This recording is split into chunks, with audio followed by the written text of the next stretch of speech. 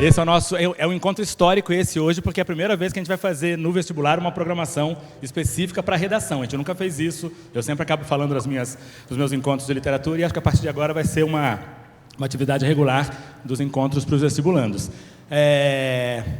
Talvez muitas pessoas não me conheçam, eu sou o professor Wellington Andrade, sou professor de técnica de redação, o assunto hoje é um assunto da minha predileção, especialmente profissional, daqui da faculdade, do curso de jornalismo e também do aula de língua portuguesa e de jornalismo cultural na pós-graduação. Bom, eu preparei aqui, esse encontro vai ser dividido em 3 momentos diferentes. Num primeiro momento eu vou exibir uma série de conceitos, a gente vai discutir aqui, de certa maneira um pouco, teoricamente, o que vem a ser esse bendito gênero dissertativo. Num segundo momento eu vou distribuir para vocês 2 textos, a gente vai examinar esses textos, vai ler e vai decupá-los juntos aqui, e no terceiro momento a gente vai abrir para perguntas, e a gente vai esclarecer dúvidas que vocês possam ter. Então vamos começar. Dissertação.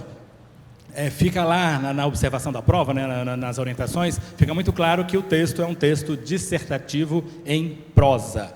Vale até uma coisa curiosa que acontece, Muitas vezes, talvez pelo nervosismo, muita gente entende esse em prosa pelo seu contrário, inverso, e aí faz uma redação inverso, Prosa é prosa, verso é verso. A gente tem tanto cuidado assim de deixar bem claro que às vezes acontece do sujeito entender por nervosismo, entender justamente o seu contrário. Então, dissertação em prosa é aquele texto corrido, tal, o chamado texto também, que coincide muitas vezes com a argumentação. Vamos começar numa teoria, depois a gente vai afunilando para questões mais práticas. O que se exige, o que se pretende, o que se quer de um chamado texto dissertativo? Que o aluno, que o sujeito, que o escritor, estabeleça relações entre a própria língua dele, como é que ele trata a língua, no caso aqui a língua portuguesa, a nossa língua mãe, com o poder que essa língua tem de argumentar. Então, o poder que essa língua tem de propor ideias e defender ideias que sejam desenvolvidas no âmbito de uma autoria e de uma criatividade. Daqui a pouco vai aparecer um slide aí, argumentar não é copiar ideias dos outros, isso não é propriamente argumento, isso é somente citação, ou então a cópia específica da argumentação de outra pessoa. Argumentar, depois eu volto a esse assunto, mas em princípio é desenvolver ideias autorais, autônomas, originais no nível de uma criatividade sua, não que tenha que ser uma ideia que nunca ninguém pensou antes, o critério de originalidade é muito delicado também. A própria FUVEST trabalha com esse critério de originalidade, mas não é propriamente isso que a gente popularizou, chamar de ideias que ninguém pensou, ninguém teve antes. Não, originalidade tem a ver com autoria, como essas ideias são originais de acordo com o seu contexto, o seu referencial, sua história de vida, e o seu preparo, obviamente, intelectual. Então, as relações entre língua, argumentação e a chamada produção de sentido, ou então o sentido. Essas ideias que você vai comunicar, que você vai escrever, que você vai expressar, fazem sentido? Vamos começar bem devagar, mas muitas vezes a gente chama alguns textos de muito previsíveis do ponto de vista da sua argumentação, porque os sentidos já estão dados. A gente vai discutir isso, vocês estudam um pouco disso no segundo grau e nos cursos de graduação, isso também volta, sobretudo no primeiro ano, esses assuntos voltam à baila. Uma coisa é você apresentar uma ideia, digamos, que é fascinante, que é interessante, que te desperta um interesse, uma atração. Outra coisa é aquilo que a gente chama de sentido implícito. Você fala, mas isso já está dado. Isso, de fato, se eu desenvolver um texto e perder muito tempo discutindo que a poluição é um problema, é um mal dos tempos modernos, eu vou dizer, puxa vida, isso é dado, isso é implícito, isso já é absolutamente previsível. A gente chama isso também de horizonte de expectativa. O horizonte de expectativa do leitor em relação àquele texto é baixíssimo. Por quê? Porque aquele texto não produz sentidos que não sejam os usuais. Então, vamos ficar com essa informação aqui.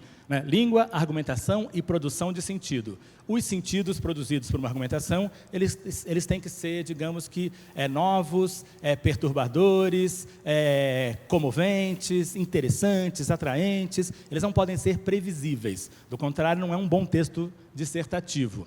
E aí, discutindo essas 3 questões, vai ter um critério de correção, que é como é que você trata da língua mãe, como é que você trata a sua língua, em aspectos de coerência, coesão e gramática.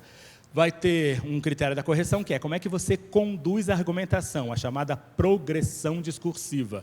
O seu texto vai progredindo, você vai acrescentando ideias, de modo que a conclusão seja o resultado necessário dessas ideias progressivas, né, ou progressivamente apresentadas, ou não. Do contrário, não é argumentação, né? Se você somente fica colocando lá, fazendo justaposição, bota uma ideia depois da outra, e não, na verdade, cria uma articulação entre elas, não é um texto argumentativo, né? Não é um texto que proponha essa dissertação argumentativa. E, por fim, já falamos, o texto tem que quebrar o horizonte de expectativa baixo que o leitor tem normalmente, né? Ele tem que surpreender de novo, não somente por um pretenso radicalismo, então eu preciso chocar o meu leitor. Não, eu preciso dar para ele informações que ele sozinho não teria, né? Ou que ele, então, percebe que eu estou fazendo um esforço muito, muito bom, né, muito grande, diante do meu contexto, para produzir aquelas ideias. Dissertar, se eu tivesse que defender, né, numa linha fina, numa definição bem básica, assim, bem modelar, eu diria, é tomar posição diante da realidade a partir de um tema proposto. Tomar posição diante da realidade não é, a rigor, defender um ponto de vista político, a princípio partidário, um ponto de vista que seja marcado por um determinado contexto específico. É entender a realidade e criticá-la. Então, pensem de maneira mais ampla. Muitos alunos têm dúvidas em relação a, eu preciso, então, defender, né, fulano, beltrano, ou tal ideia, ou atacar uma ideia? Não nesse nível desse partidarismo, né, dessas emoções, dessa argumentação, né, abre aspas, porque não é bem argumentação, de Facebook, em que todo mundo tem paixões, e aí você fica entre os lados, né, dos a favor ou dos contra. Não, você não precisa criar esse tipo de paixão, né, de exacerbação das suas emoções, não. Mas você tem que entender que não basta, numa dissertação, você ser tão neutro, tão objetivo, digamos, tão não marcado, que o seu texto não tome posição diante do tema. A posição é a crítica que você vai fazer ao tema. E crítica, a rigor, né, vem do grego, entrar em crise. É quando você olha um determinado assunto e entra em crise com aquilo que você já sabe sobre ele. E propõe que seu leitor também entre em crise com você. Vocês percebem isso, a gente faz isso todo dia. Quando a gente lê um grande autor, pode ser até mesmo de literatura, um autor, um jornalista, um comentador, um historiador, um sociólogo, né, daqueles bons mesmo, você aprende com eles, porque eles propõem uma tomada de posição que você sozinho não havia tido anteriormente. Então, tomar posição, não entenda posição partidária, né? Você não precisa mostrar que você é de esquerda, ou de direita, ou de centro, ou muito pelo contrário. Não é isso disso que a gente está falando. É justamente problematizar o tema, entrando em crise com ele. Dissertar é tomar a realidade como um problema. Então, também depois esse assunto vai ser desdobrado, mas pensem assim, um tema não pode ser objeto daquilo que a gente chama de contemplação, de filosofia edificante, que a gente também chama de bom mocismo. Aí você desfia lá um rosário de coisas morais, muitas vezes até religiosas, muito bem intencionadas, tal, sobre o tema. Não é isso, né? O tema exige uma realidade crítica. Então, o tema é espinhoso. A gente brincou um pouco nos encontros que eu fiz aqui de literatura, em que eu falava um pouco de redação. Terminar uma redação do tipo, se cada um fizer a sua parte, é pavoroso, né? Porque não quer dizer nada isso. Não é tomar posição, não quer dizer que você está assumindo uma posição humanista, uma posição simpática e tal. É sinal que você não tem opinião nenhuma, é sinal que você não tem nenhuma criticidade e está transferindo para um bom mocismo. Se todo mundo der as mãos, levantar, cantar, pensar positivamente, o mundo vai melhorar. Não é assim que funciona. Pense criticamente, o que está faltando para que aquele problema seja de fato, né, encarado, para que ele não seja resolvido, porque também em dissertação a gente não resolve nada, a gente só problematiza. Nós aqui da Casper Libero achamos muito mais importante a equipe de correção. Eu não faço parte da equipe de corretora, mas eu faço parte da equipe do vestibular. E a gente faz encontros, esse encontro vai ser transmitido para eles, esse material vai ser dado para eles, tal, justamente para orientar os corretores em relação a isso, o que eles devem esperar de vocês e o que foi proposto de vocês nas redações. O que a gente espera aqui é que um sujeito tenha uma visão, digamos, social, política, filosófica, histórica, tal, que vá além, né, de uma visão moralista, de uma visão acomodada, de uma visão que eu estou chamando aqui de contemplativa. Então, é tomar a realidade como problema e questioná-la, faça perguntas ao tema. O tema demanda perguntas. Aliás, um grande texto dissertativo não propõe respostas. Ele faz perguntas, ele propõe boas perguntas. Diante da questão X, né, como resolver? Aí, se você apresentar 2 ou 3 questões, indagações, inquirições, perguntas, é sinal que você está criticando o tema.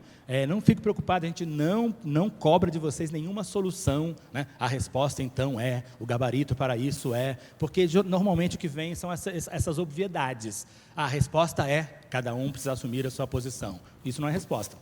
A resposta se todo mundo fizer a sua parte, o mundo melhora. Isso não é resposta. Essas respostas são chamadas retóricas vazias, né? Elas são repletas de retórica, só blá, blá, blá, falação, e elas não resolvem nada. Então, questionem, perguntem o que é preciso fazer para que aquele problema seja melhorado, né? Ou seja, conduzido a uma resolução.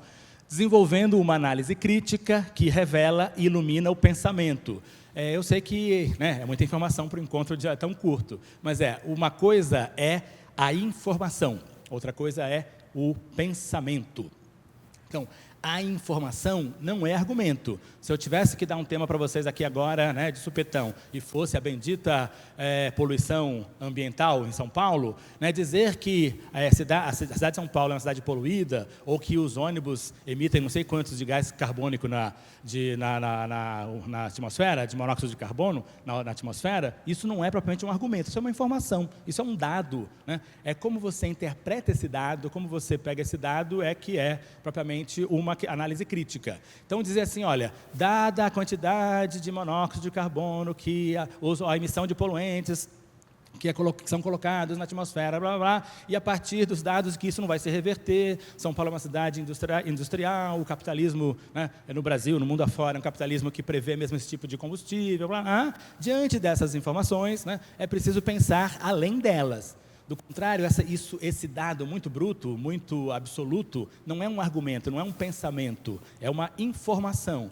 De novo, falando em relação à questão da violência urbana, se eu der dados, todo dia, né, os jornais, sobretudo o Globo lá no Rio de Janeiro, eles ficam mostrando, né, informando quantos policiais estão sendo mortos diariamente pelo tráfico de drogas no Rio. Se eu colocar isso numa informação, numa redação, isso não é um argumento, isso não é um pensamento, isso chama-se informação.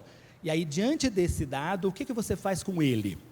E como resolvê-lo? Como estancar a sangria da violência urbana no Rio de Janeiro? Como fazer com que policiais morram menos, e que bandidos sejam presos, ou que a violência seja combatida na sua base, e não só no seu resultado imediato, que é propriamente o tráfico. Mas como é que se investe em educação, em saúde, blá, blá, blá, blá, blá, blá. Aí você vai criar, digamos, um pensamento complexo. Do contrário, você fica somente manipulando dados, e dados muitas vezes muito sentimentais, muito emocionais. Então, dissertar é tomar a realidade como problema e questioná-la, desenvolvendo uma análise crítica que revela e ilumina o pensamento. E a posição do sujeito diante do mundo. De novo, nunca tomem posição como posição partidária. A gente não está interessado em saber em quem vocês vão votar em 2018. A gente quer saber o que você pensa do mundo e o que você leu criticamente, né, em relação a isso. Você lê jornal, você lê historiadores, você lê sociólogos, você faz referências ao que você aprendeu na escola, você tem uma visão de mundo para além daquela, né, que normalmente a sua família acaba consagrando para você nos encontros familiares, nos almoços de família. Num dos anos anteriores, o tema da redação do vestibular foi sobre isso, né? Como é que você aprendeu, adquiriu dos professores, da família, do seu entorno, uma formação crítica? Como é que você acredita a eles, né, essa sua formação? Então, posição do sujeito diante do mundo como é que você pensa criticamente, né, o mundo, sem que seja somente pela repetição de informações. Dissertar é uma atividade crítica. Essa aula vai ser dada para quem for aprovado e entrar no curso de jornalismo. Vocês podem até pedir dispensa dessa aula, que eu vou dar essa mesma aula daqui a 2 anos para vocês. Essa aula é dada assim, né? A gente não esquece que crítica vem do grego crise. Crise significa cisão. Significa separação, que faz com que eu seja obrigado a ver 2 lados da mesma questão. A questão seriam os papéis, só que eles foram interrompidos, e aí eu preciso ver então o lado A e o lado B, que os gregos chamaram de dialética, pensamento dialético. Quando você resolve pensar num problema, você precisa pensar no problema no seu lado, no seu aspecto A, e no seu aspecto contraditório. as oposições não precisam ser formais no nível de quem está a favor e quem está contra, quem está certo e quem está errado, que é o problema do fla-flu do Facebook. No Facebook é um fla-flu, né? Há os que sempre estão certos e os que estão errados. Não. Na filosofia grega, a dicotomia, a complexidade do pensamento se dá porque, normalmente, eles são opostos e complementares. É preciso pensar no lado A, e aí o lado A tem uma síntese que também aponta para o lado B tem uma síntese que aponta para o lado A, e logo o pensamento é complexo, a questão é complexa. Então, é uma atividade crítica, né, porque você entra em crise, na medida em que organiza o raciocínio. A gente vai aparecer um slide aqui. O ideal é que vocês tenham um tempinho mínimo que seja para fazer um esquema da redação antes de escrever. Depende de cada um, né? Cada um tem um critério, tem um modo de dissertar, mas é muito raro, eu acho, que você consiga fazer uma boa redação assim, sentando, escrevendo, arranhando o papel logo de primeira mão, né? Faça um esquema, porque é preciso a gente pensar em organizar o raciocínio.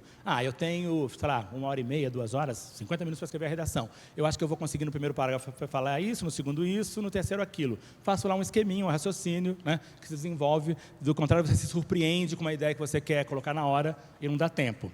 As ideias e os argumentos que fundamentam a posição do sujeito diante do real questionado. Vejam que eu estou colocando muito, eu vou insistir muito nesse assunto. Uma coisa é ideia, outra coisa é argumento, outra coisa que vai aparecer de novo ali é informação.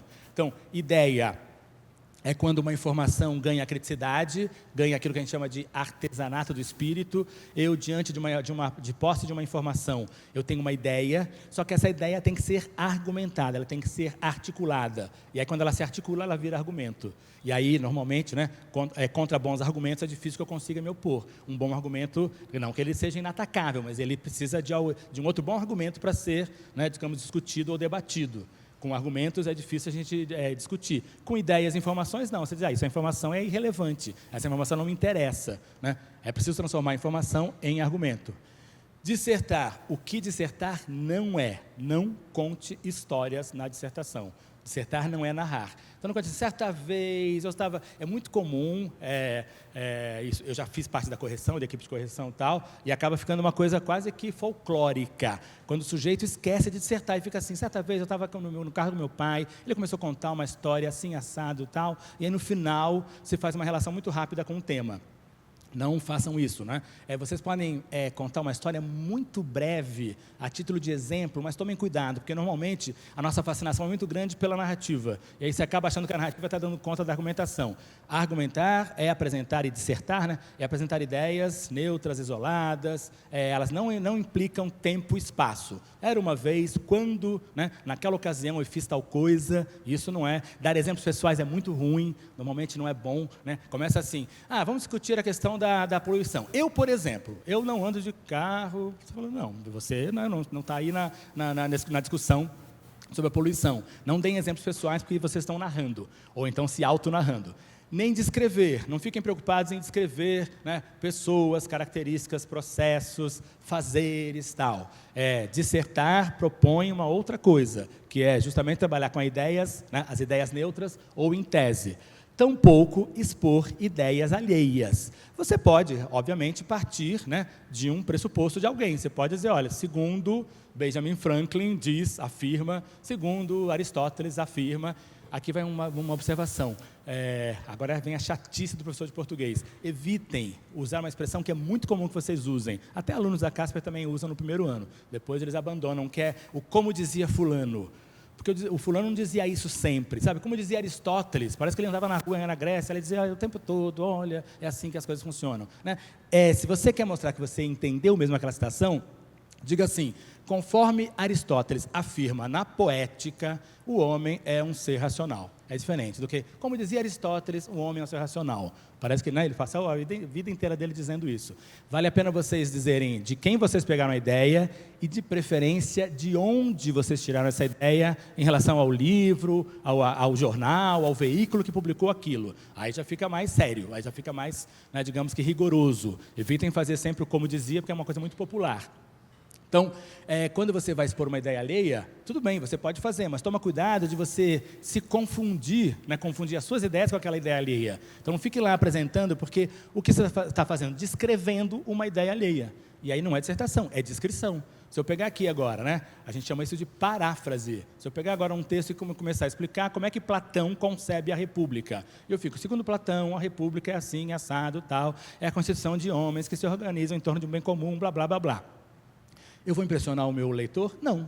Ele vai dizer, puxa, ele sabe muito copiar o Platão, ele sabe muito parafrasear o Platão. Agora, como é que, com as ideias de Platão, eu, Wellington, penso autonomamente, né, pego as coisas que ele escreveu, que são brilhantes, e uso essas coisas em benefício do meu argumento, da minha ideia. Aí é perfeito. Do contrário, é uma mera paráfrase. É muito difícil hoje em dia explicar para os jovens acostumados a pegar tudo de uma coisa chamada Google ou do Facebook, que a argumentação é autoral, é autônoma.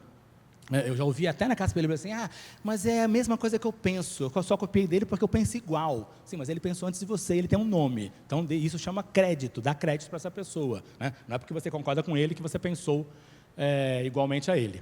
É preciso também que as ideias sejam vivas e expressivas. Né? É um critério, digamos, um pouco subjetivo, mas a ideia tem que ser interessante. A gente vai ver aqui os dois textos, tudo isso eu imagino que vai se resolver nos dois textos que nós vamos ler, e tem também um pequeno texto que eu vou exibir aqui no PowerPoint. Então, a vivacidade é aquilo que você fala, puxa, eu não tinha pensado nisso antes. Sabem, eu li recentemente, falei para vocês, eu acho, não lembro mais, é um livrinho de um professor de História da Arte norte-americano, chama Jonathan Crary. Ele tem um livro que no Brasil virou um sucesso absoluto, chama 24/7. 2 pontos, Capitalismo Tardio e os Fins do Sono. E eu achei interessante esse livro, peguei na Livraria Cultura, comprei lá, li numa tacada, recomendei para vários alunos, muita gente leu, e depois, curiosamente, eu vi que esse livro virou um best-seller no Brasil mesmo, porque o cara é muito bom.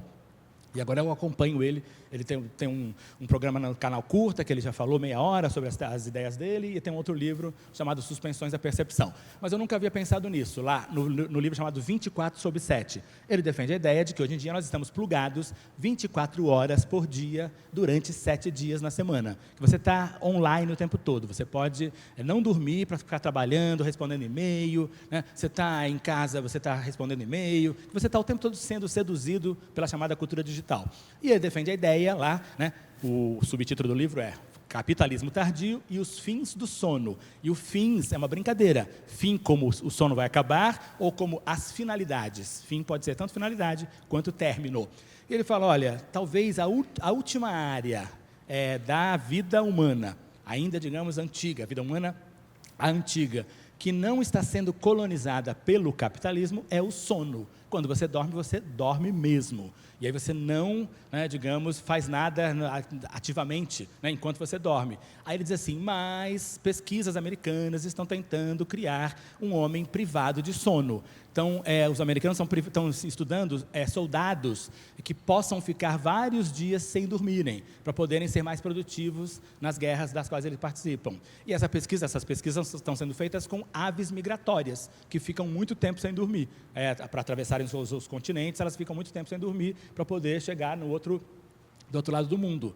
E aí isso começa a me chamar, ser uma coisa muito interessante, muito viva e muito expressiva. Eu nunca tinha pensado nisso. E ele vai me dando várias informações, ele vai discutindo o que é a colonização do pensamento e tal. Isso é uma ideia viva. Se ele ficasse assim, o homem, infelizmente, hoje em dia não é mais humano, a violência, o homem só reflete padrões de violência, na época dos meus avós as pessoas se amavam mais, isso não é argumentação, isso é discurso religioso, é quase que você fazer um púlpito para você impressionar pessoas, se você quiser fundar uma igrejinha.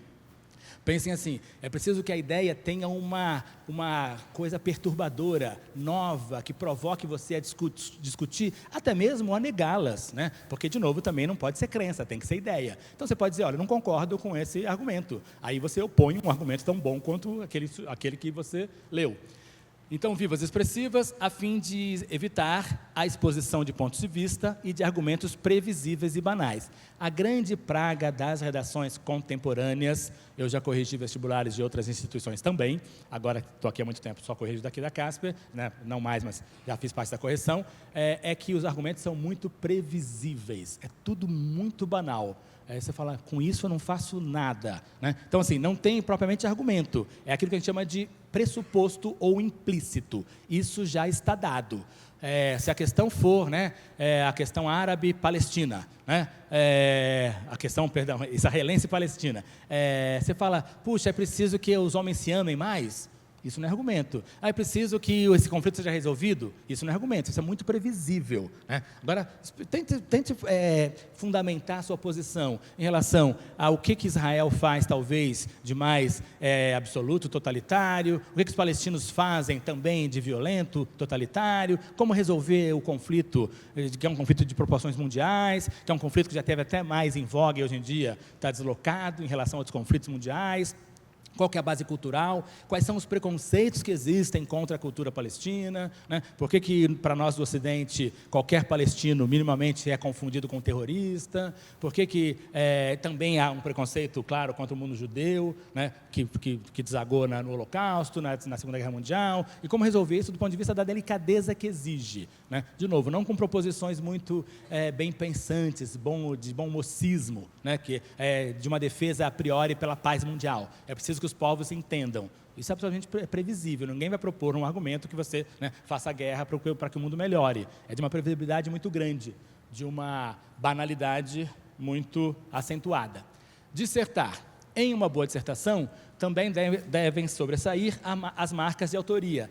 Daí que a gente luta muito, a gente combate bastante, né? Aquela chamada, em tese, dissertação escolar, aquela que começa desde tempos imemoriais, passando por 2 ou 3 parágrafos muito banais ou muito previsíveis e terminando, né, de onde queremos concluir. Essa redação não nos interessa, porque ela não expressa, não garante que você tenha as suas marcas de autoria. Seja mais autônomo, né? Eu brinco com os alunos aqui, quando são meus alunos, tal, eu já tenho uma responsabilidade direta com eles. É preciso, às vezes, abre aspas, pirar num bom texto dissertativo e evitar ficar repetindo os padrões, os clichês que as escolas, alguns professores, né, não todos, claro, eu também sou professor, eu sei que é isso, acabam consagrando, né? É um problema, assim, essa camisa de força, essa coisa muito engessada que os vestibulares pedem de vocês. Então, o que são as marcas de autoria? Os indícios pessoais no desenvolvimento, cada um tem um desenvolvimento seu. Então, quem disse que é preciso colocar um abre genérico, desde tempos memoriais, depois um parágrafo um pouco mais específico, e depois um de onde queremos demonstrar ou como quisemos concluir? Quem disse que isso garante alguma coisa? Pense num argumento, pense em surpreender, né, o corretor. Indícios pessoais, no desenvolvimento e na organização das ideias, na expressividade do estilo e em seus efeitos de sentido. Eu sei que é exigir demais, né, de quem está nervoso, de quem está respondendo a questões dissertativas, está preocupado com outras coisas, mas tente. Acho que a ideia é vocês ousarem um pouco. Tentem ser estilosos, tentem criar um estilo que vocês têm normalmente. Nos blogs que vocês têm, nas conversas que vocês têm, vocês, eu tenho certeza, são muito mais autorais do que esse rame-rame, esse tipo de texto totalmente, né, engessado que a gente recebe aqui. A gente pensa assim, eles não pensam assim, eles acham que a gente gosta de ler coisas assim. É diferente. Vocês têm uma vivacidade, uma energia criativa, tenho certeza, uma criticidade muito melhor numa conversa de bar do que nos textos que vocês escrevem para o vestibular. Dissertar é questionar um tema. Vocês veem que eu estou insistindo muito com isso, né? Então, pergunte para o tema, por que esse bendito tema propõe para você. O que ele propõe para você? Pergunte para ele, não responda, pergunte. Debata um ponto de vista e desenvolva argumentos com vista ao exercício da consciência crítica. Assim, a dissertação não pode ser confundida com a simples narração de fatos ou eventos. Muita gente, para garantir lá a chamada folha completa, fica contando coisas. É ruim, não é bom.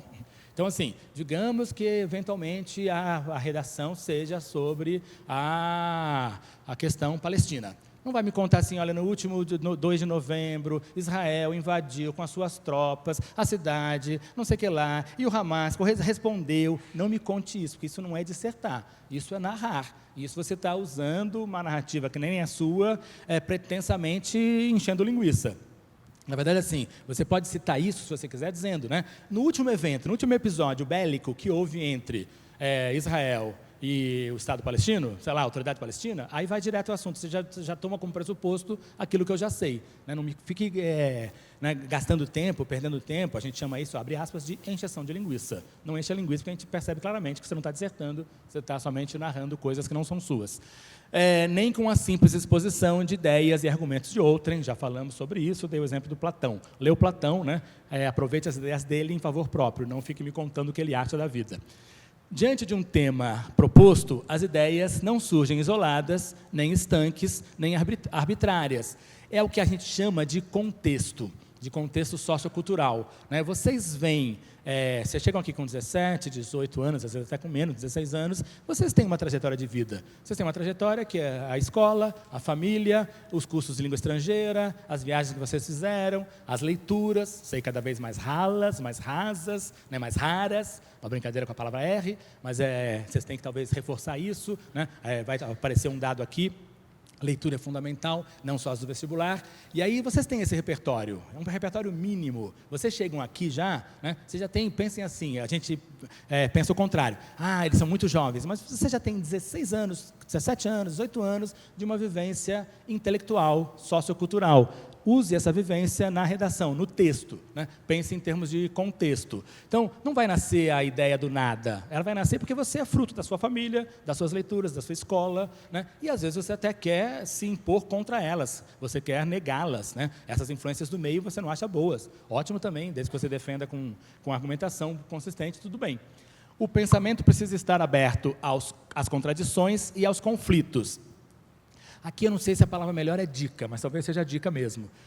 Uma boa dica, uma observação crítica que eu faço em relação a isso evite tomar posições muito fechadas e muito peremptórias, né, que normalmente são da ordem da crença e da convicção e não da argumentação, que é o que está acontecendo nas mídias sociais. A gente vai falar sobre isso criticamente no segundo ano, né? É uma frase que se depreende da leitura da obra do Adorno, um grande filósofo da Escola de Frankfurt, que é: a forma é o conteúdo atravessado pela ideologia. As formas das mídias sociais têm um conteúdo em que as coisas não são para ser debatidas, e sim para ser defendidas como convicções arraigadas. No Facebook não se debatem ideias. Quem tem ideia diferente é defenestrado, é xingado, é expulso da comunidade. Ninguém está disposto a ouvir: me conte então a sua visão diferente.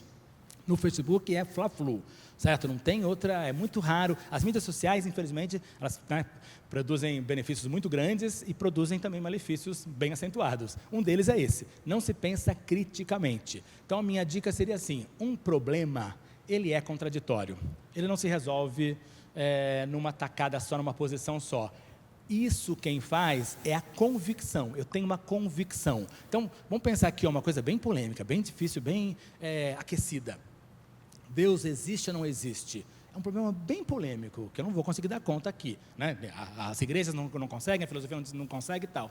Eu posso ter uma convicção: eu sou católico, eu sou evangélico, eu sou bandista, então a minha convicção diz que ele existe sim, né? Eu tenho uma crença, eu professo uma crença e ele existe sim. Ou eu sou ateu, ele não existe não.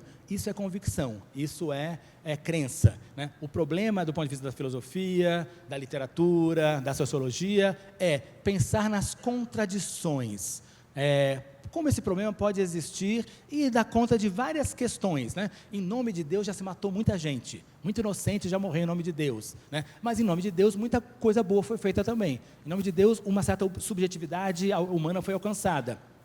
E outras cotas de barbáries também. Ou seja, eu dei 4 frases aqui muito contraditórias, né? Se por Deus se reforça uma humanidade, mas por Deus se mata, Deus é um problema contraditório. Se por Deus, né, se fazem coisas específicas do lado A, mas também se fazem coisas específicas do lado B, Deus é um problema contraditório. Então não basta você defender coisas muito arraigadas, pensamentos muito determinados, que a ciência vai chamar de determinista. Certo? Então pense de maneira crítica. De novo, divida o problema nas suas várias, né, acepções, concepções. Então, contradições e conflitos. Todo problema é conflituoso. O processo: questione o tema, emitindo um ponto de vista e um argumento básico.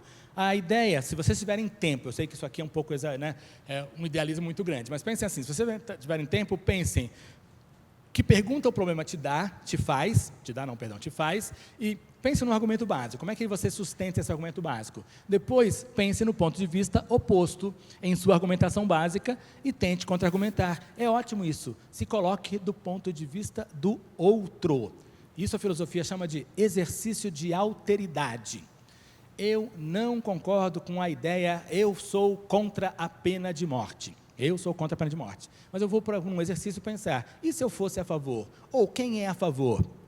como pensa criticamente para que seja a favor. E aí, tanto aquele argumento contraditório pode reforçar o meu argumento, eu continuo acreditando, né, que a pena de morte não é a solução da humanidade, ou então eu começo a pensar, puxa, quer dizer que há momentos então que é possível isso acontecer ou não, né? Pense criticamente justamente abrir o seu pensamento para contradições, para os conflitos, né? De novo, você não precisa mudar. Eu fiz um curso lá na USP, quando eu fiz letras, com uma grande professora que dizia isso: uma boa argumentação, uma boa persuasão, não ensina você a fazer nada de diferente, ensina você a pensar em outras possibilidades. Então, você não é obrigado a concordar com fulano de tal, depois de ler um livro, né, de um autor que é totalmente contrário ao que você pensa, mas você pensa em outras possibilidades, somente isso, um exercício chamado crítico, quando você pensa fora do seu próprio umbigo, né? Tomando o tema como problema, faça um levantamento do seu contexto, isto é, faça uma colheita de ideias que estejam ligadas direta ou indiretamente a ele. A minha observação aqui, a minha sugestão, de novo, dica, é a seguinte: vá para o problema, para o contexto mais próximo da questão. Então, a poluição. Poluição, discuta assim, olha, nos últimos 10 anos cresceu o número de veículos em São Paulo e o capitalismo está produzindo cada vez mais veículos e é um capitalismo que depende da industrialização. Não fica assim, a poluição, desde tempos imemoriais, no paleolítico inferior, o homem usava, isso é chatérrimo, isso não resolve, isso você faz lá uma espécie de exercício muito, né, imaginativo sobre a história dos tempos e tal, não resolve nada. Fica com o contexto imediato.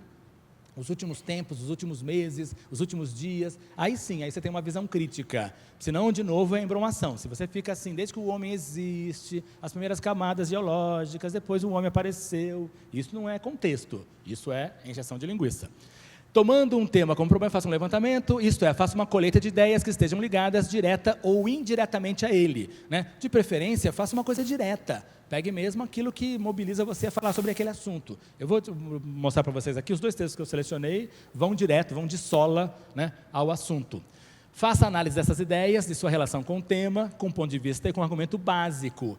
Aí, vejam como essas ideias que você levantou se relacionam com aquele argumento que você desenvolveu, né? Você tem um argumento lá de que é preciso refrear, né, a sanha que o capitalismo tem de produzir cada vez mais e acabar com a natureza. Esse é o seu argumento. Olha, o capitalismo está chegando a um nível, talvez, de excesso sobre a natureza. Veja como, por outro lado, não podemos estancar. Ninguém vai começar a jogar o celular fora, vai parar de usar carro, né, vai renunciar aos benefícios da tecnologia. Como se dá, então, um capitalismo que seja consciente, que refreie, né, o seu excesso, mas também garanta, né, digamos, que os benefícios que ele concede ao homem? Isso é problema, isso é complexo, isso é um problema, isso é problemático. Resolva, né, essa oposição, não responda a ela. Faça uma seleção de ideias mais pertinentes, escolhendo aquelas que irão se tornar os núcleos dos diversos momentos do texto, como argumentos auxiliares ao argumento básico. Num texto que é pequeno, da Casper Libero, né, uma página só, tente desenvolver 2 argumentos, 3. Um é muito pouco, né? Nenhum nem pensar. Um é muito pouco. 2 argumentos já dá certo. 3 é o ideal.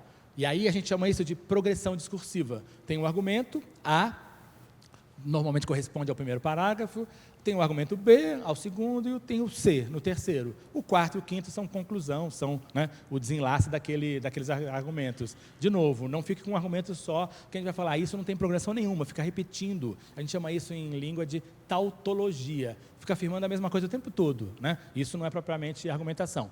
Faça um esboço da sequência de apresentação das ideias escolhidas. De novo, né? A apresentação, a sequência chama-se progressão discursiva. Como introduzir o assunto? Tem vários modos, né? Primeiro, apresentando diretamente o ponto de vista, ou o argumento básico. Você pode defender na primeira linha o seu argumento básico. De novo, insisto, abram mão dessa história desde tempos, pensando na humanidade, quando o Brasil foi fundado, quando os carros foram inventados. Isso não resolve nada, não vá para a chamada origem do problema, ela é uma falsa origem. Uma definição, uma análise, né, como começar um texto, com uma síntese, uma citação, uma analogia, alguns dados estatísticos, alguns fatos representativos, o ponto de vista oposto para ser refutado, uma narrativa breve, uma descrição breve, uma indagação. Voltando aqui, não faça analogia com coisas muito infantis ou com séries de televisão. Não dá certo. Então, assim, no Chaves tem um episódio em que acontece tal coisa, tal. No Senhor dos Anéis, quando o Frodo faz isso, não. Isso é narrativa, isso é universo fabular. É muito raro que dali saia alguma coisa que você, né, tenha substância. Não faça analogia com coisas muito imediatas ao seu gosto. Não é gosto, é pensamento. Você gosta do Chaves, bacana. Muita gente gosta, a gente gosta. A gente gosta do Senhor dos Anéis, mas isso não quer dizer que você pense criticamente sobre essas coisas. É muito comum aparecer muita consideração sobre televisão, produtos de televisão. A conclusão não é um enunciado sobre o mundo. Ela expressa o encerramento do texto, isso é fundamental. A conclusão não é que você pensa assim, então, se o mundo adotar tal sistema, né, o problema será resolvido. A conclusão é quando o texto termina. Né? Poderia também assim, olha, está faltando 5 minutos, preciso terminar, tchau, corretor. Podia ser assim, mas não é, porque, né, não pode ser tão revolucionário assim. Então, digo, olha, esse texto precisa acabar. Né?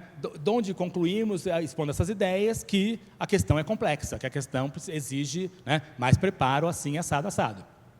Então, não conclua o mundo, conclua o texto. A conclusão deve impor-se, encerrar o debate. Em algum momento você percebe, o meu texto precisa terminar, porque o tempo, isso é muito honesto intelectualmente, o tempo está escasso, está acabando, e aquele texto também. Frente ao que você expôs, aquele texto vai terminar. Não precisa dizer, então, não precisa concluir nada do ponto de vista, né, de resolver o problema. O problema continua ativo. Então, uma boa conclusão está sempre aberta às contradições. A gente vai ver aqui os 2 textos que eu selecionei, na conclusão, eles estão abertos. Eles fazem mais ou menos assim, e você, leitor, o que você pensa disso? Né? Já que o problema é tão complexo. A argumentação e a conclusão não devem apelar à emoção ou ao sentimento. Não façam... Existe uma argumentação chamada argumentação retórica ou emocional, mas não façam isso, porque a chance de dar errado é muito grande. Então, assim, é preciso pensar nas crianças que passam fome na África nesse momento, é preciso pensar, então, que os policiais estão cada vez mais morrendo no Rio de Janeiro. Não faça disso como um argumento. Você pode usar como essa informação. Acabei de dizer, é uma informação super válida e é respeitoso você pensar, né, nos nossos irmãos que estão sofrendo, mas transformar isso em argumentação. Conhece aquela argumentação muito precária de quem é a favor da pena de morte? A pessoa tem uma argumentação muito precária que é assim, você só é contra porque ninguém da sua família foi estuprado ainda por um bandido facínora. É por isso que você é contra. Isso não é argumento, isso é crença, isso é igrejinha. Se você, um dia que você for preso, sequestrado e violentado por um bandido assim, assado, você então será a favor. Isso não é argumento, isso é pura sensação. Você fica ali, né, com medo. É o que os telejornais muitas vezes fazem, né, na televisão. Muito populistas, né, ficam instilando medo nas pessoas para que as pessoas respondam com emoção. Argumento exige... racionalização, razão. E razão e emoção não se confundem. Certo? Então, evitem fazer coisas muito sentimentais, /sentimentalistas. Quais são os critérios de correção? Esses são os que eu uso aqui no meu curso, nas disciplinas. São critérios, digamos que, né, adotados por muitos professores. Correção gramatical. O que se exige da gramática? Grau de formalidade, ou seja, o texto é dissertativo em prosa. Então, evitem brincadeiras, gírias, coisas muito informais. Ou você que está me lendo, sabe? Eu já corrigi, como eu falei, outros vestibulares. É muito comum as pessoas se dirigirem diretamente ao corretor. Não faça isso. Ou então dizer, eu preciso muito dessa vaga, estou precisando passar nesse ano. Isso é de uma informalidade absurda, né? Tem lá uma regra, tem um padrão que você tem que seguir. Variedade linguística adequada ao tipo de texto. Se é um texto dissertativo, use a sua linguagem culta, crítica. Né? Não precisa ser empolada, não precisa ser vaidosa, não precisa ser sofisticada, mas não vá usar de novo gírias, muitas informalidades, muitas piadas, né? Contar piadinha, nem pensar tal. Tem lá um grau de variedade, né, mínimo. Sintaxe de concordância, regência e colocação. Na gramática, eu estou aqui há 20 anos, é o que mais, né, é um problema da educação linguística brasileira de maneira geral, assim, como um todo. Né? As pessoas têm uma sintaxe, digamos, problemática, não sabem direito fazer lá conjugação verbal, né? Não sabem propriamente aplicar em regência, tanto verbal quanto nominal, então tem os problemas erros de conjugação, erros de concordância, erros de regência e os chamados erros de colocação. Pontuação também pega, né? Tem muita gente que não tem ponto final, não consegue separar as suas ideias, tudo vai num bloco assim, é preciso pontuar. As flexões verbais, é muito raro, né? A gente pegar um texto assim com uma flexão perfeita, porque vocês leem cada vez menos, isso é um problema de leitura, quem lê mais fixa melhor as formas verbais, claro. Ortografia, que não é um grande problema, vocês vêm de escolas boas, vocês têm uma ortografia assim, satisfatória, eficiente e tal, é muito raro pegar coisas, né, muito exageradas, e acentuação também, né, hoje em dia vocês têm muita dificuldade, porque nas mídias sociais não se acentuam muitas coisas, mas isso também é uma coisa facilmente contornável. O problema mesmo é concordância, regência e colocação. Aí depois vem coerência, organização do texto quanto à sua lógica interna e externa. A gente fala assim, puxa vida, esse texto não tem coerência, né? Não tem argumentação coerente, não tem progressão discursiva, o sujeito está jogando as ideias ali, né, de maneira aleatória. E coesão, encadeamento das partes do texto, progressão temática. É muito curioso porque a gente aprende na escola as formas muito protocolares, assim, como quisemos demonstrar, ou como queremos demonstrar, ou isso posto, ou sendo assim. Aí você vai ler o que foi dito antes, não tem nada a ver com aquela expressão. A expressão é meramente formal, não tem coesão. O texto não se organiza, né, em partes. Marcas de autoria, é o que nós queremos aqui. Jovens, né, autores, jovens autônomos, jovens, digamos que críticos. Indícios pessoais no desenvolvimento e na organização do texto, na expressividade do estilo e em seus efeitos de sentido, né? Seja um autor, surpreenda o corretor. Observações que constam da prova. Vocês ficam muito nervosos, vocês não leem isso ou leem de maneira muito apressada. Vai aparecer na prova. Cuide para que seu texto não se transforme em um amontoado de frases feitas e clichês sobre o tema. Procure desenvolver um ponto de vista articulado e expressivo sobre o assunto abordado, expondo as ideias de modo coerente. Então não pegue aquele bando de frase feita do jornal, da televisão, da conversa de bar, com familiares, com namorado e tal, e joga no texto. O texto tem que ter um elemento, digamos, provocador, alguma coisa que tire você do prumo, do contrário é banalidade. O texto deve ser escrito na variante culta formal da língua portuguesa, portanto, não use gírias e certos recursos expressivos muito informais. Não use, como é que chama, emoji, né? Não faça desenho, não use emoji, não faça brincadeiras gráficas, tal, porque isso não vai pegar bem, certo? A gente quer saber se você milita na chamada variante culta escrita da língua portuguesa. Ainda observações. Embora se trate de um texto dissertativo em prosa, é plenamente possível, atentem para isso, é plenamente possível que o candidato se expresse na primeira, na segunda ou na terceira pessoas do discurso. Você pode dizer eu, não há problema nenhum. A gente aprende na escola que não pode, dissertação não pode usar eu, que é uma bobagem, porque o eu está implícito o tempo todo na dissertação, né? É você que está pensando. Se você quer dizer, eu, né, lendo tal livro, me ocorreu a ideia assim, assado, pode. Eu, na minha vida escolar, tenho me deparado com esse problema em relação àquilo, outro, não tem problema nenhum, né? Você está se colocando no texto criticamente, desde que você não conte uma história pessoal, né? Eu, por exemplo, certa vez naquela viagem que eu fiz para Boiçucanga, no carro, quebrou, não é isso, né? Apresente uma ideia, não conte uma narrativa baseada no seu próprio umbigo. Quer fazer a segunda pessoa? Você, caro leitor que está me lendo, faça uma espécie de texto epistolográfico, você está fazendo uma carta, né? Você está se dirigindo a alguém, ou se dirija ao presidente da República, se dirija ao Trump, certo? Eu fiz uma vez uma oficina interessantíssima na época do descobrimento do Brasil, para o SESC, organizando uma oficina de escrita crítica, de escrita dissertativa, de idosos que escreveram uma carta para o FHC. Ele era o presidente na época, e aqueles idosos fizeram uma carta apelando para ele melhorar o padrão de vida dos idosos no Brasil. E era uma carta assim, senhor presidente, estamos aqui para, em segunda pessoa, assumidamente. E era um texto crítico. Ou em terceiro, que é o mais comum, né? Mas não quer dizer que seja o único. O mais comum não é somente o único. A criatividade na forma de desenvolver a dissertação é sempre bem-vinda, desde que acompanhada de uma argumentação consistente. De novo, criatividade é fundamental, né? Criatividade não pode ser uma coisa tão irreverente que você não pense, né, no assunto tratado. Só isso. Tome cuidado para que a criatividade não seja mero fetiche. Esse é um texto de jornal, um jornalista muito bom, Folha de São Paulo, Clóvis Rossi, que escreveu esse texto chamado Massacres, Just in Time, sobre a ocorrência de massacres no Brasil. É um texto cujo tema não era uma redação, claro, mas a redação seria assim, a violência no Brasil, a violência social no Brasil. Aí eu selecionei, depois a gente vai ler os nossos dois textos. O jornal hoje da Rede Globo ainda está no ar, mostrando as cenas do massacre de Eldorado de Carajás, no Pará. Vejam, o assunto era o massacre. Ele já citou o massacre na primeira linha. Então, assim, a violência, o homem é violento desde que surgiu na face da terra, não tem bromação, certo?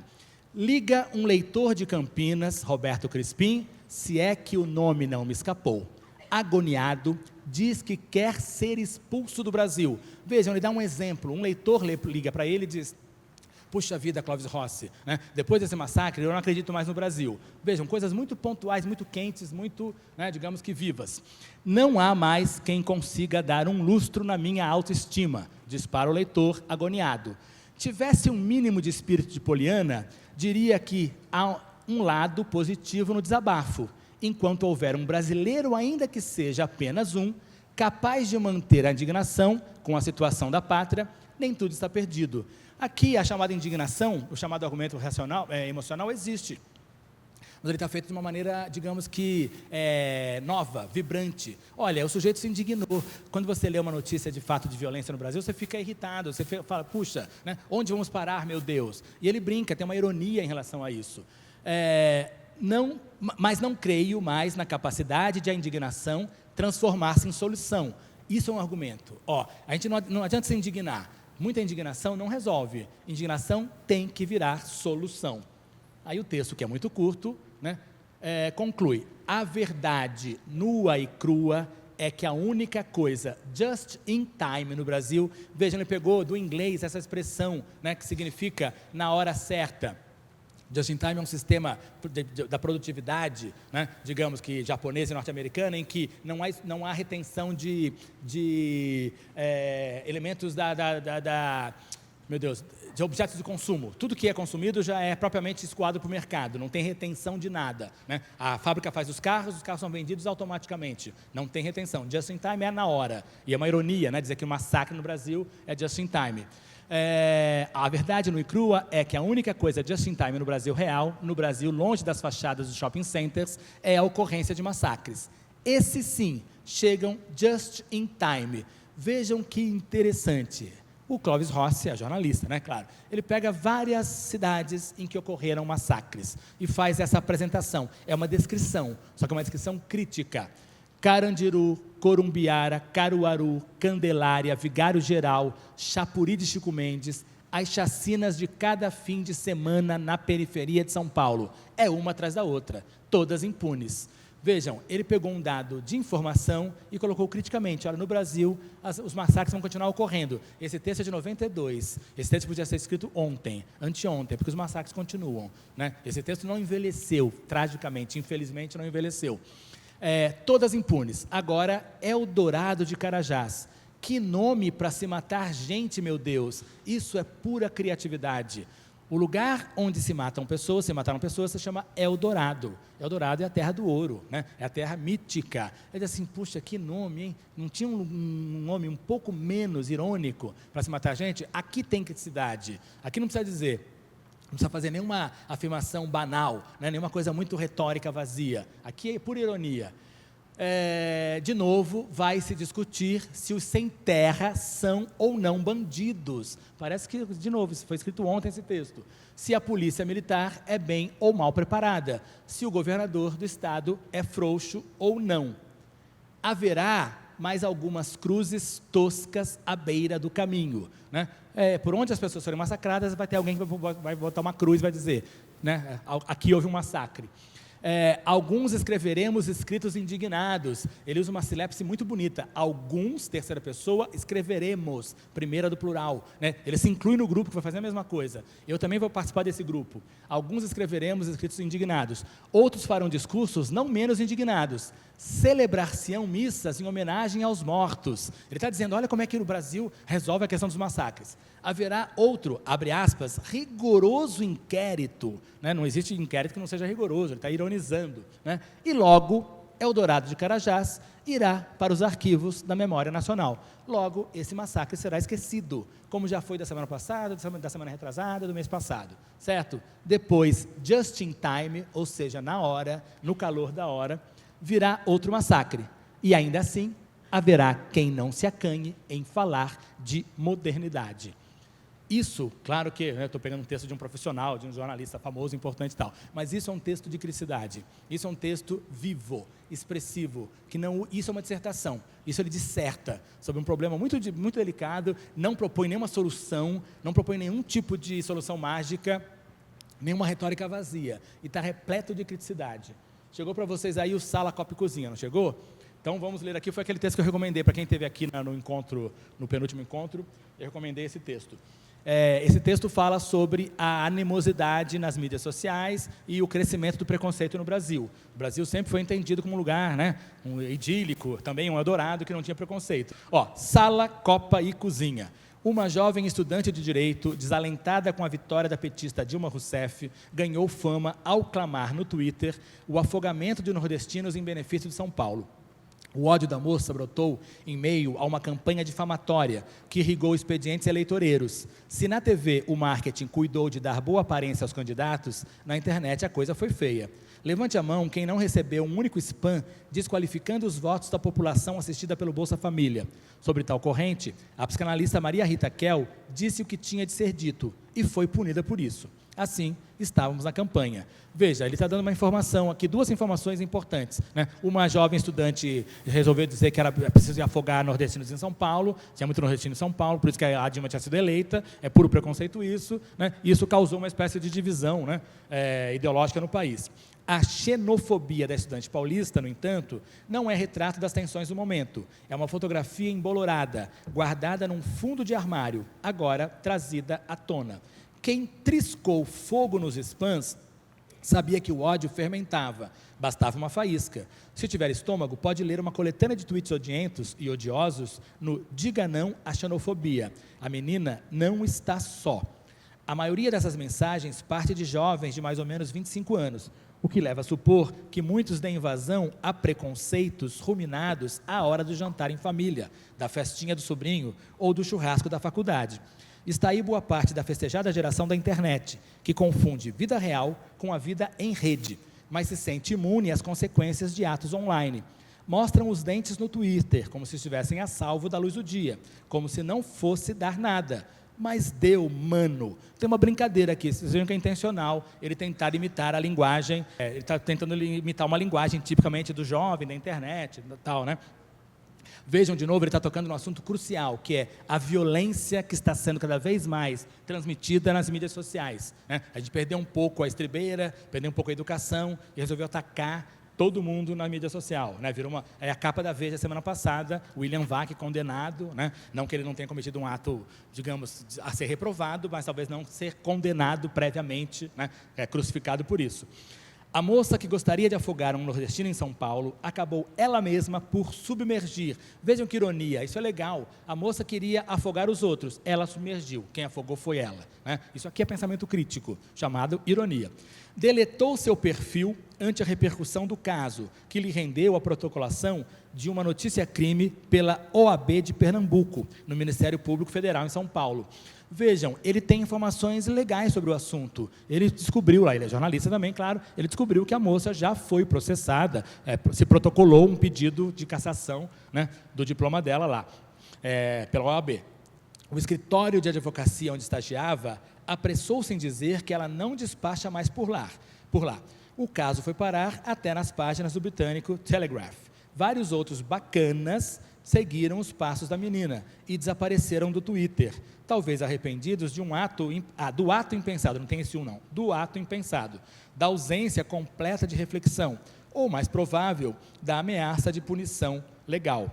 Quem sabe ainda há tempo para deixar as trevas. Vejam, só para chamar a atenção de vocês, até agora cada parágrafo apresentado por ele termina de uma maneira muito expressiva, muito viva. Vejam lá, primeiro parágrafo, termina assim: assim estávamos na campanha. Segundo, a menina não estava só. Como se não fosse dar nada, mas deu mano. Quem sabe ainda há tempo para deixar as trevas. Essas frases são muito boas, são muito vivas e concluem um pensamento do autor naquele parágrafo, né, mostrando a criticidade que ele tem. Ele está criticando, né, as pessoas que têm preconceito e transmitem esse preconceito na internet. Ironicamente, o aguardado uso da internet nas eleições ajudou a liberar o que há de mais retrógrado entre nós. embora o poder transformador da rede esteja muito além disso. Esse é o chamado pensamento contraditório. Ele está atacando, né, abre aspas, atacando a internet porque ela libera o ódio do ser humano. Mas ele diz, a internet é maravilhosa, embora o poder da rede não esteja circunscrito, não esteja reduzido ao ódio que ela consagra. A rede é boa, né? Ele está fazendo uma concessão, uma contradição também. Parecemos recuar 50 anos em relação a direitos civis. Houve até o retorno de mortos-vivos, grupos pouco representativos e de triste memória. Não bastasse o proselitismo religioso, a ação das militâncias, oficiais e oficiosas, a campanha na internet descambou para a baixaria geral. Conhecido o resultado da eleição presidencial, viria o pior, o insulto aos eleitores, desclassificando-os. O que ele está dizendo aqui? A coisa que aconteceu de fato. Quem na rede pensa diferente de você é desclassificado. Ah, você é a favor do fulano? Né? Você é uma besta quadrada. Ah, você é a favor do cicrano? Você é uma besta quadrada. A internet, nesse ambiente, lida com desclassificação, né? Com preconceito. Enfim, é uma questão de classe, não de compostura. Vejam ironia muito fina. É uma questão da classe social, né? Que se mistura com a classe no sentido da educação e não de compostura. Uma parte dos jovens que se julgam classe A levantou-se da sala de jantar para reinstaurar a separação da copa e da cozinha. O título chama Sala, Copa e Cozinha, o título do texto. Sem se dar conta de que a divisão dos cômodos já não é tão sólida. O que move tanto ódio? Passionalidade do clima eleitoral não é o suficiente. Quem assistiu ao filme chamado Que Horas Ela Volta, com a Regina Casé, sabe disso. É o mesmo problema do filme, né? Cada vez menos, né, delimitada a área entre a sala e a cozinha, a copa e a cozinha, que as famílias brasileiras vivem.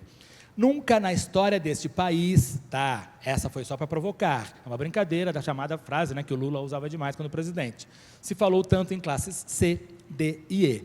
Estão todos os dias na imprensa, chamam a atenção pelo crescente poder de consumo, e é a isto que a noção de classes parece se resumir hoje, consumo. Talvez esteja aí a raiva dessa moçada, muito mais identificada com bens do que com valores. É lindo isso. Tem gente que pensa só em bem, né? Mas tem gente que pensa em valor. Eu aprendi isso, todo mundo aprende isso, né? Tem coisa que tem preço e tem coisa que tem valor. O preço você joga fora, a coisa envelhece. As coisas de valor são inestimáveis. Identificar-se por aquilo que se consome pressupõe um sentimento de exclusividade. Eu estou dentro e eles fora. Uma concepção de vida alimentada e também confrontada pela massificação do consumo. A tensão desponta quando eles, os esfarrapados, começam a ter o que eu tenho. A exclusividade mingua e o povão chega chegando, sentando ao seu lado no avião. É preciso descolar novos meios para diferenciar uns dos outros. A desqualificação é um deles. Vocês talvez sejam muito jovens, mas não sei se vocês lembram dessa discussão. No primeiro governo Lula, no segundo governo Lula, você dizia isso, olha, né, agora as classes populares estão tendo mais acesso às coisas que não tinham anteriormente. E aí muita gente começou a dizer, esse aeroporto parece uma rodoviária, né, como se fosse um absurdo, tem muita gente, né, da classe média andando por ali, ou das classes C e D andando por ali, quando o consumo explode. Mas ele mesmo faz a crítica, o consumo também não resolve, né? As classes C e D consomem mais, elas também precisam de educação, saúde, né, as benfeitorias todas da sociedade como um todo. Um dos legados dessa eleição, embalados por baixarias, é uma tensão que parece escapar da acomodação sobre a imagem construída pelo mito fundador nacional. Descobrimos um pensamento ultraconservador no Brasil, e ele pôs a cabeça para fora. Seria um exagero, no entanto, dizer que o país está dividido, mas é igualmente um equívoco considerar que a identidade nacional sai ilesa. Por definição, ela é lacunar ao pressupor a relação com o outro. O que queremos de nós mesmos? Ele está dizendo que o nosso mito fundador nacional é o da cordialidade. Nós dizemos, não temos preconceito de cor, mas tivemos escravidão. Não temos preconceito de classe, mas temos muita gente muito pobre, gente muito rica, né? Nós sempre criamos um mito de que o Brasil é um país cordial. Sérgio Buarque de Holanda, o homem lida com o coração, tal. E muitas vezes a internet está mostrando que existe, sim, ódio, e esse ódio é subjacente, né, por trás dessa cordialidade um pouco mitológica.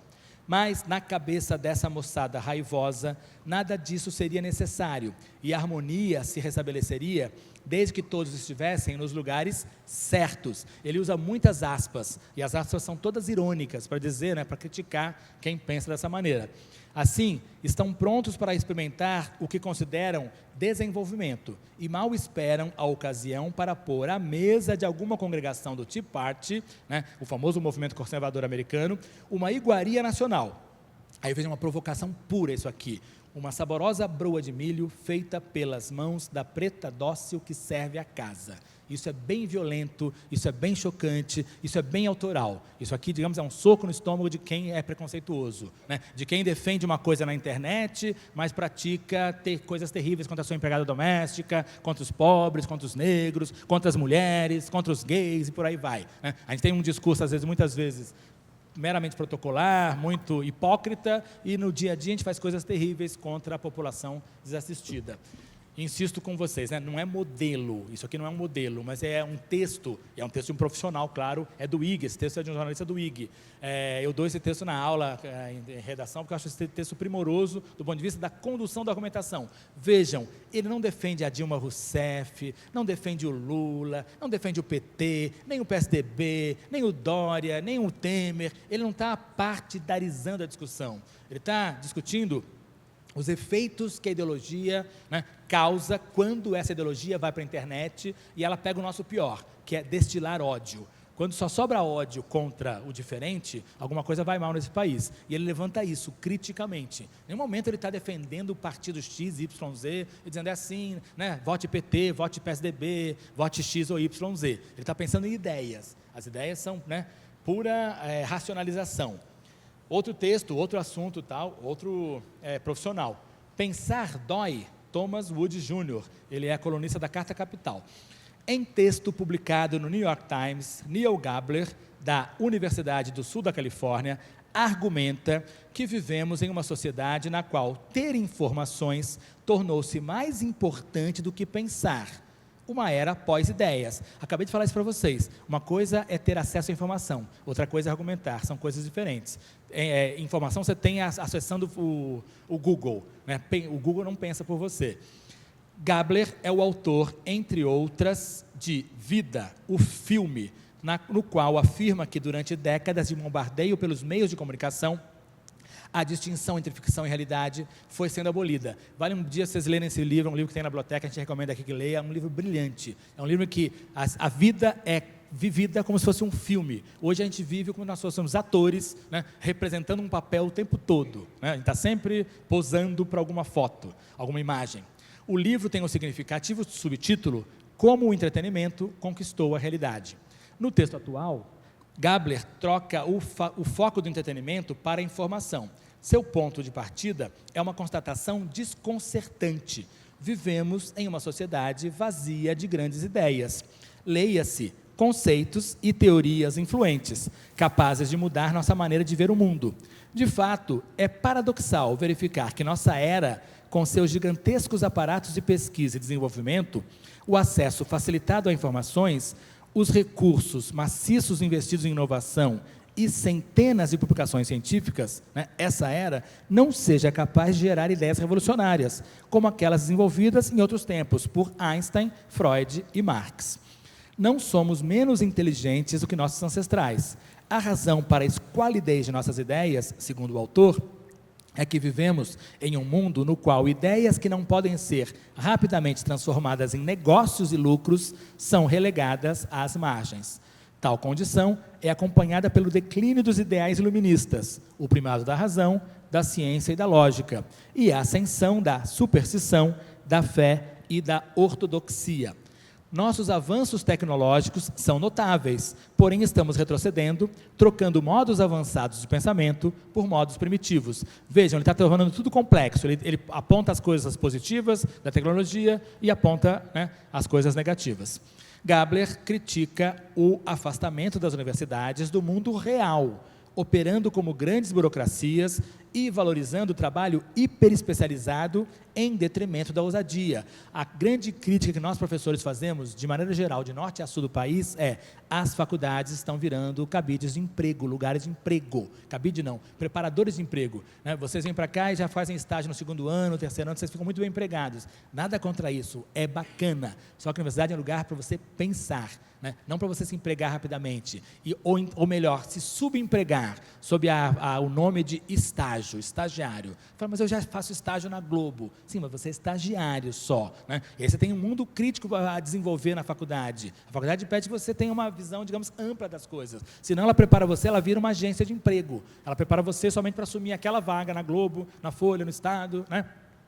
E você não vai ser somente um trabalhador, você tem que ser um pensador quando você passa num banco escolar de uma universidade.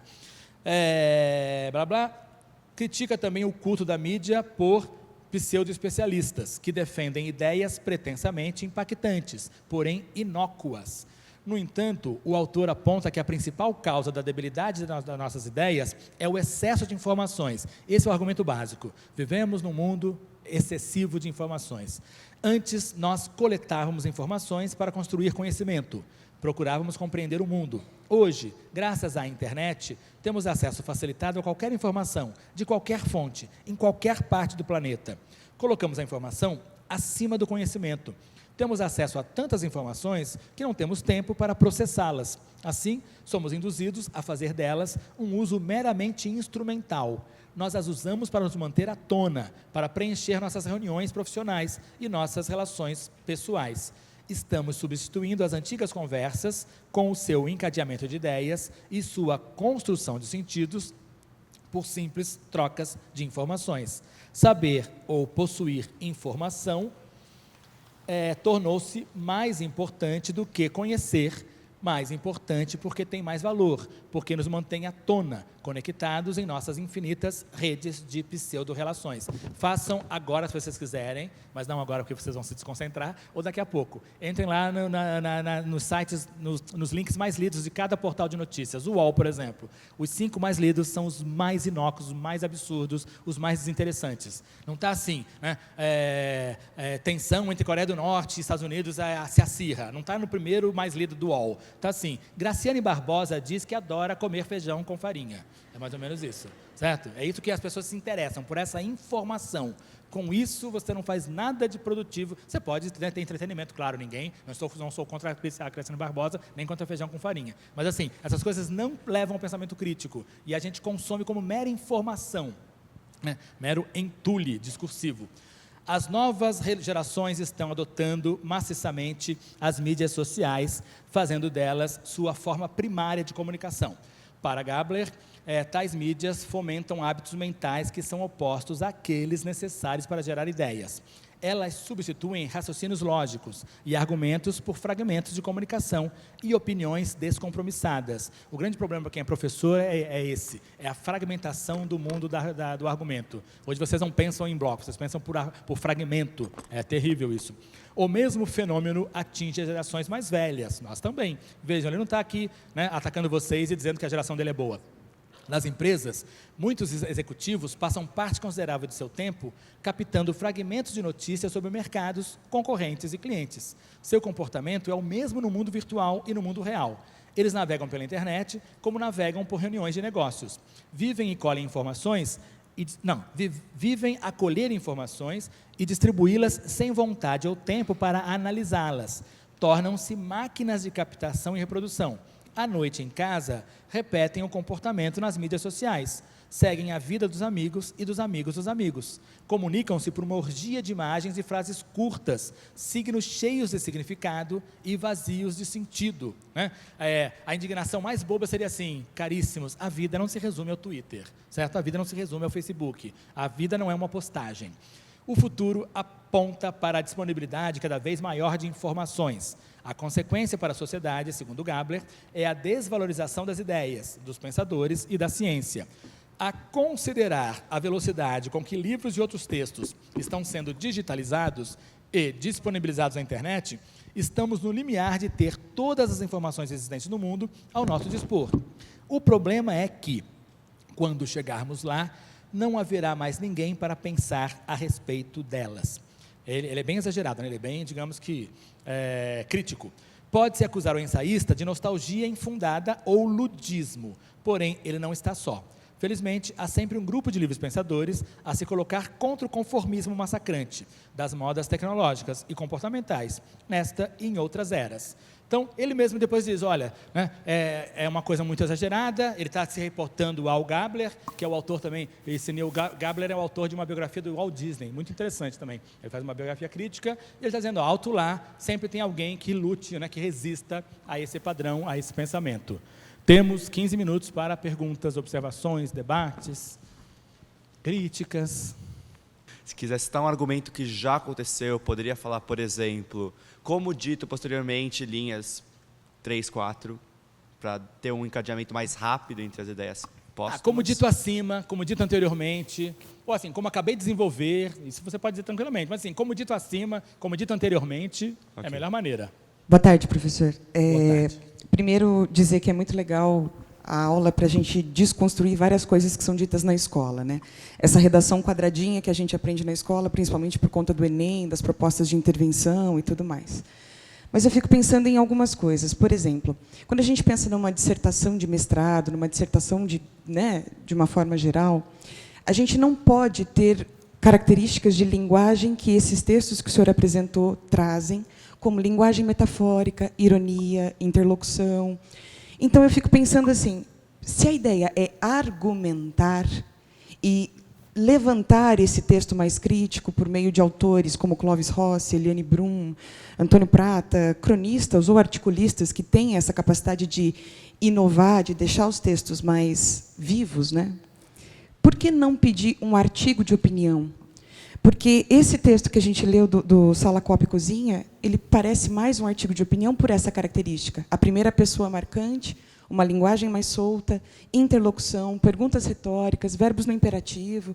Existe uma linguagem metafórica muito legal, né? Um coloquialismo muito legal. Isso marca o artigo de opinião. Da mesma forma, o segundo texto, ele claramente, assim, ele tende a uma resenha crítica. Ele analisa as ideias de um cara, né? Então, por que pedir no vestibular da Casper uma dissertação e não estipular para os alunos outras possibilidades de gênero, como a Unicamp faz, por exemplo? Por que a dissertação, sendo que essas características como linguagem, primeira pessoa, segunda pessoa na interlocução são pedidos? Sua intervenção foi brilhante. Parabéns, obrigado pela contribuição. Na verdade...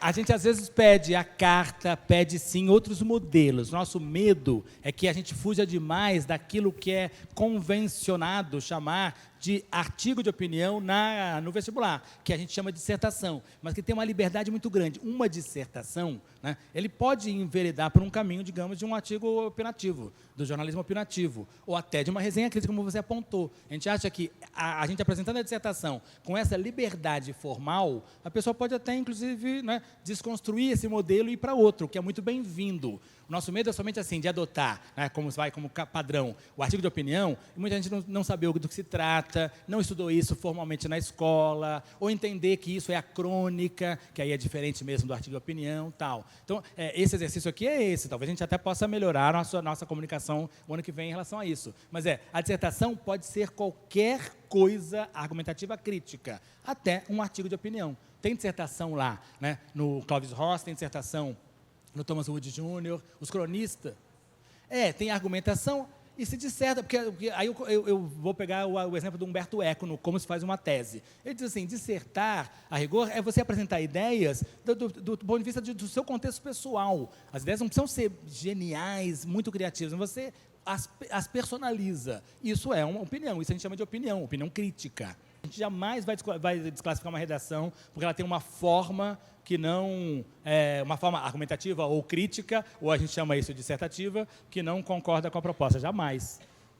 Tudo bem?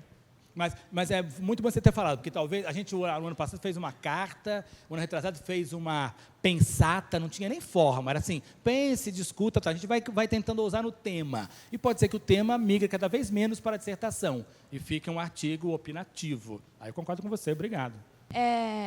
Meio que usando isso que ela falou, o último tema da Casper, eu tive a oportunidade de olhar no site, e era: você se considera apto a escrever uma crítica sobre os valores sociais e morais da sociedade atual? Por quê? E, assim, tendo em vista toda a minha bagagem escolar, a gente é treinado, principalmente no último ano do ensino médio, a fazer aquele modelo ou Enem ou FUVEST. Então, a gente fica aquilo. Primeiramente, tal. Aí eu fiquei em dúvida, porque num texto nessa proposta, que tem uma pergunta, como eu respondo com um sim? Tipo, como seria uma redação para surpreender vocês? Então, esse é o exemplo prático da frase do Adorno. A forma é o conteúdo, atravessado pela ideologia. A gente queria que vocês usassem já na forma. Então, não tinha nenhuma assim, faça um texto dissertativo apresentando ideias que levem você a pensar na sua formação intelectual. Não, assim, você acha que a sua formação, o seu contexto, te exerceu, te convidou a ser crítico na vida social? A forma é o que valeria. A forma precederia ao conteúdo. Você faria uma carta, você poderia fazer uma postagem. A gente já pensou em fazer postagem. Sabe? Faça uma postagem, o chamado textão no Facebook. Coloque uma coisa, mande uma carta, né? Recupere o antigo hábito de mandar cartas, mande uma carta para alguém assim assado. A gente quer muito usar na forma. A gente só tem medo, às vezes, da forma parecer o mero fetiche, o mero fascínio da revolução pela revolução. E vocês fazem coisas muito, digamos que, inconsistentes, muito irresponsáveis. Eu sou de uma época, eu sou bem velho, de uma época em que a FUVEST, uma vez aqui em São Paulo, pediu um tema ligado à água, e não tinha a forma dissertativa. E alguém fez uma gota d'água, plim, plim, plim, na redação inteira. Se a pessoa vai fazer publicidade, é bacana, uma puta sacada. Pegar um texto inteiro assim, plim, plim, plim, e desenhar uma gota. Né? É uma expressão individual sobre a água. Mas não tem nenhuma ideia ali. É um puro fetiche, é um puro fascínio fetichista de uma imagem. Né? A gente chama isso de texto piada. É um texto piada. Então, o medo é que vocês sejam convidados a exercitar um tema, uma forma, muito ousada e irresponsável, inconsequente e tal. Agora, por outro lado, insisto no que eu falei para ela, ousa ir na forma. A gente está aqui há muito tempo nessa faculdade, a faculdade é muito antiga, tem 70 anos, a gente aqui sabe muito bem valorizar sujeitos críticos, inventivos, que surpreendam de maneira mais não marcada, porque não tem modelo, como eu falei, isso aqui não serve de modelo para nada, né? Não é modelo. É muito chato você dar uma redação e dizer, faça como ele, porque não funciona, mas surpreendam, porque vocês têm capacidade crítica para isso. E nós somos corretores bem flexíveis para essa ousadia de vocês, ousadia formal, sobretudo. Houve uma vez também, não lembro que ano, a gente pediu assim, que vocês aproveitassem todos os conteúdos da prova e fizessem um pensamento crítico a partir deles. O que você leu de literatura, de história, de ciências sociais, de matemática, faça uma redação a partir desses conteúdos. Ou seja, a gente se esforça muito para convidar vocês a saírem da caixinha. Eu não sei se a gente está conseguindo. Eu tenho uma pergunta. Você falou que pode usar tanto primeira, segunda ou terceira pessoa na prova. E eu queria saber se podia, por exemplo, juntar duas pessoas no mesmo texto. Se estaria muito errado ou se seria ok. Isso é interessante, tem que ver como é que seria o resultado. Parece bom. Se o texto precisa se fracionar, se flexibilizar, sei lá, quebrar uma lógica de pessoa e sair da saltada da primeira para a segunda, para a terceira, isso parece muito bom. Não sei se você vai ter tempo em tão pouco tempo de redação fazer isso, mas isso me parece muito legal. Isso me anima como corretor, me anima como professor. Dali vem uma coisa boa. Você falou durante a palestra muito sobre ser criativo e ser atraente. Eu achei os dois textos bem ousados, assim. Como ter um equilíbrio entre ser criativo e não ser tão ousado, sem, pecar no texto, sabe?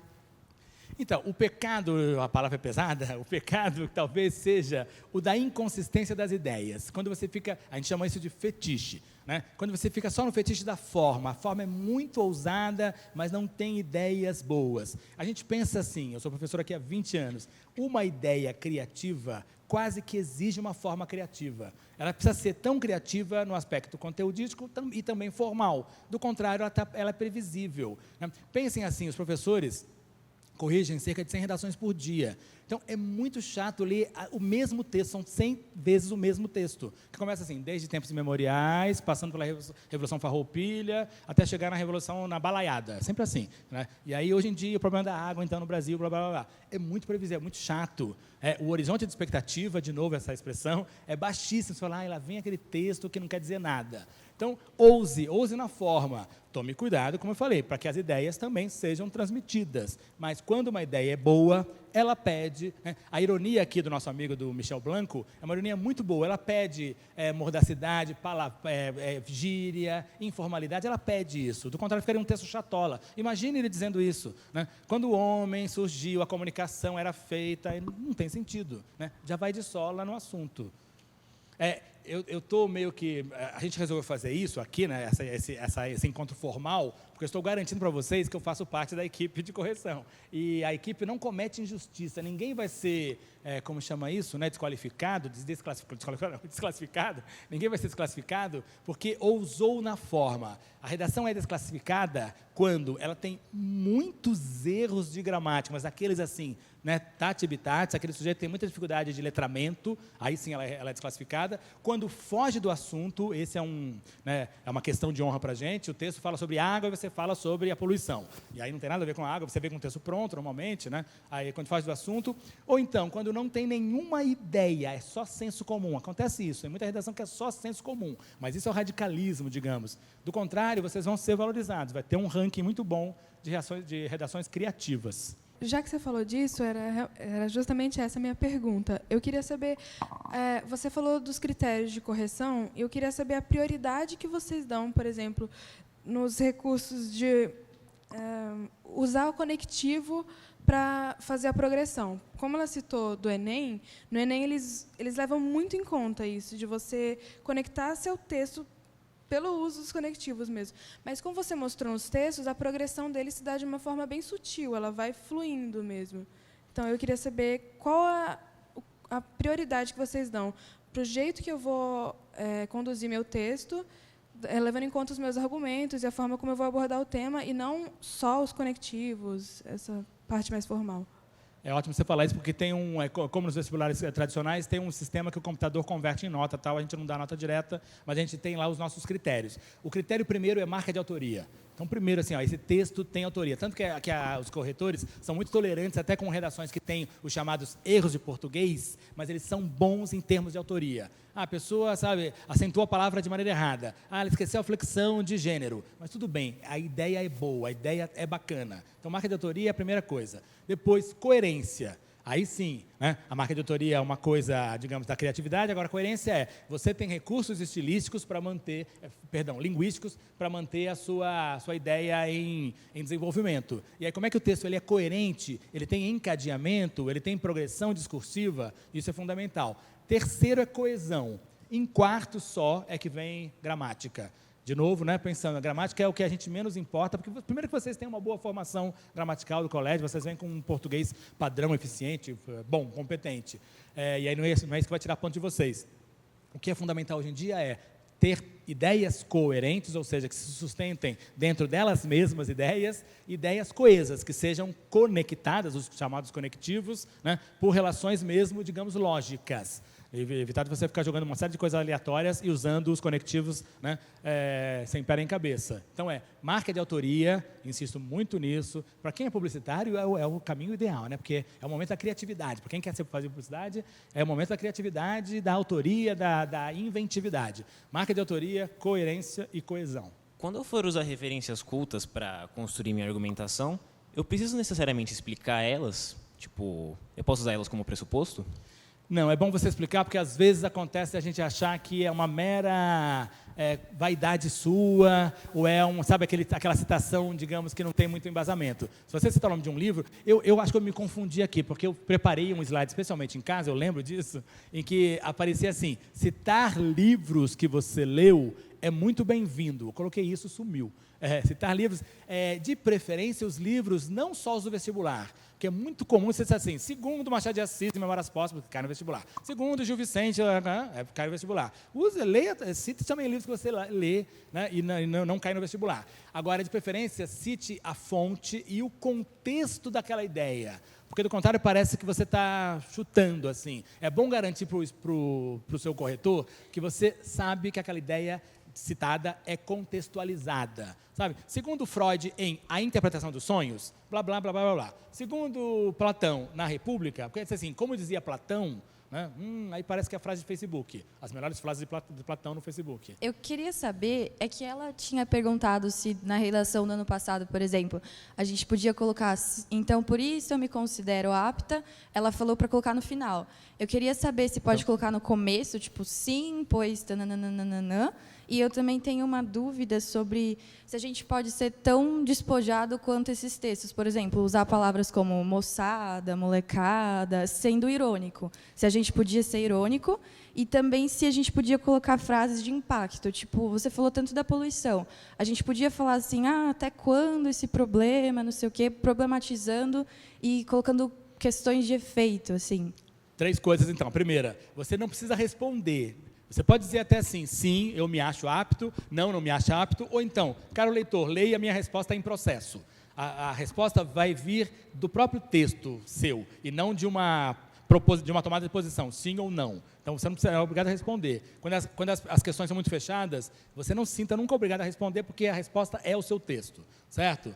No segundo, pode usar, sim, as marcas de informalidade e de ironia, desde que fique claro que você as toma como tais. Então, aqui o sujeito abre aspas, ele reforça, ele deixa bem claro que ele está usando numa chave de ironia, né? Então, o palavrão até pode ser usado se você, de fato, quer criticar a modalidade do palavrão ou o pensamento que está por trás dele e tal. Não porque é uma expressão sua genuína, né? Não é em primeira natureza, é em segunda natureza. Você tem que pensar criticamente. O leitor tem que perceber que há um esforço seu, né, de problematizar aquilo. Perfeito. Tome cuidado com frases, digamos assim, preconceituosas. Coloque isso desde que fique claro que você está criticando o preconceito. Quem pensa dessa maneira. Aí é ótimo, porque provoca, tira você do estado de, né, contemplação. Se você usa uma frase, digamos, que é grosseira, que é violenta, e rapidamente você diz, olha, né, isso é um absurdo, quem faz isso, né, quem pratica essa frase, quem profere essa frase é um sujeito assim assado, a gente percebeu que você está criticando. E aí tira a gente da nossa posição muito confortável. Isso é bom também, né? Ou seja, são exercícios de criatividade crítica.